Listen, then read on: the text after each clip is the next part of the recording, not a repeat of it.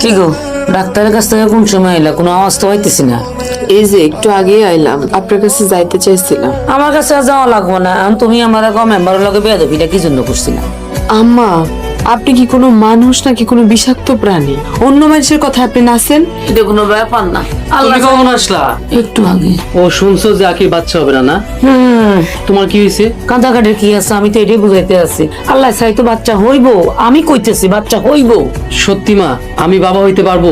অবশ্যই পারবে, আমি ব্যবস্থা করব। আম্মা, আপনি কেমনে ব্যবস্থা করবেন? কেমনি? রূপর লগে আমার কোন বিয়ে দি? আপনার মাথা ঠিক আছে? আপনি কি কইতেছেন এগুলা?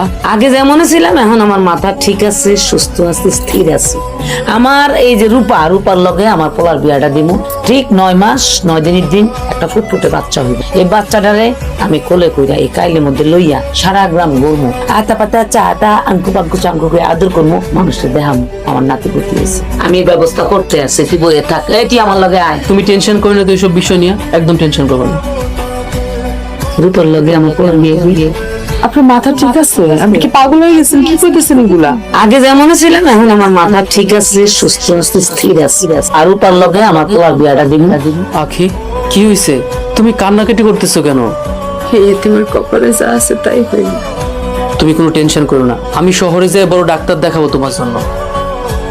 তোমার বাবা তো তোমার জন্য আইছেন এই বাড়িতে, তুমি তারে বিয়ে করবা তাই না? ওই রূপার কথা কইতেছো তুমি? ওর আমার সামনে এসে দাঁড়ানোর সাহস আছে? আমি তোমার অনেক ভালোবাসি আখি।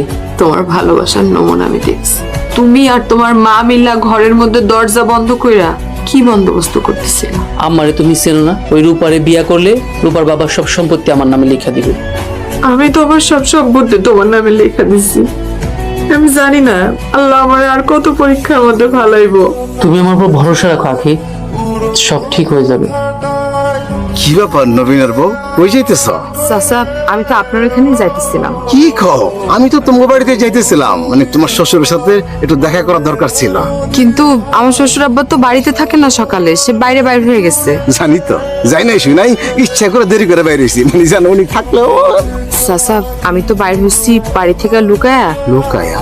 লুকায়া কেন? আসলে আমার শাশুড়ি খারাপ মহিলা, বজ্জাত মহিলা। হইতে পারে, কিন্তু আমি একটা বিচার দেওয়ার জন্য বাইরে হয়েছি চাচা। আমার শাশুড়ি আমার কয় কি জানেন? সে নাকি তার ভাইয়ের মেয়েরে আনবে আমার স্বামীর জন্য, তা করে বিয়া দিবে। চাচা, আপনি একটু বিচারটা করেন, এটা কি ঠিক করতেছে সে? না না না না না, আমি থাকতে এটা কোনোভাবেই মেনে নেওয়া যাবে না, এটা আমি হইতে দেবো না, কোনোভাবেই না। আমারে তাহলে একটু উপকার করেন চাচা। যেহেতু আমারে বলছো, কঠিন পদক্ষেপ নেব, তুমি কোনো চিন্তা করো না, তুমি বাড়ি যাও। শোনো, পারলে একটু দুপুরবেলা আমার বাড়িতে আইসা। কেন দুপুরবেলা আপনাকে বাড়ি আমু কেন? না মানে ওই সময় তোমার ভাবি বাড়ি থাকে না তো, এনজিওর কাছে বাইরে যায়।